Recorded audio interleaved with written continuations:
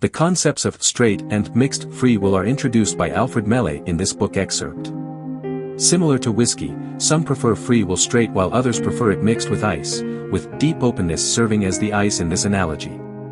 Both forms of free will are deserving of contemplation. We'll be seeing two different conceptions of free will again and again. A simple way to understand them is in terms of proposed sufficient conditions for doing something freely. We'll treat free action as the more basic notion in terms of which free will is to be defined. Free will, as we'll understand it, is just the ability to act freely. And keep in mind that deciding to do something is itself an action. It's a momentary mental action of intention formation. Let's start with freely deciding to do something. Here's a proposal about that. Proposal 1.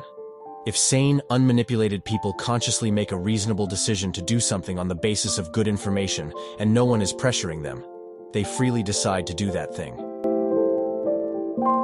Call the conception of free will at work in this proposal a straight conception. The reason for this label will be revealed shortly. It's important to keep in mind that Proposal 1 is a proposed sufficient condition for deciding freely. What do we mean by a necessary condition for something? What's a necessary condition for being a bachelor, for example?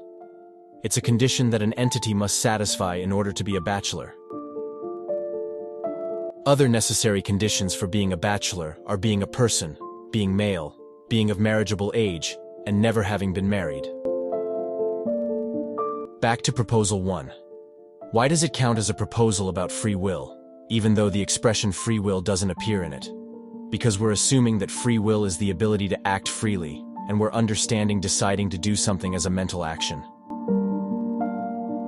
Some people regard Proposal 1 as too feeble to take us all the way to free decisions.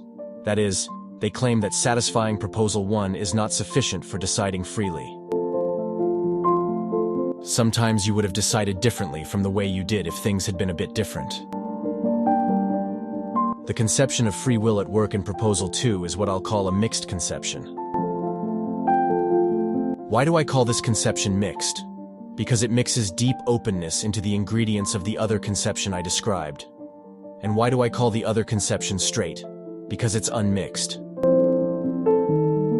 There's a long-standing debate in philosophy about whether free will is to be understood in a straight way or in a more demanding way. I don't take a stand one way or the other in that debate. I never have.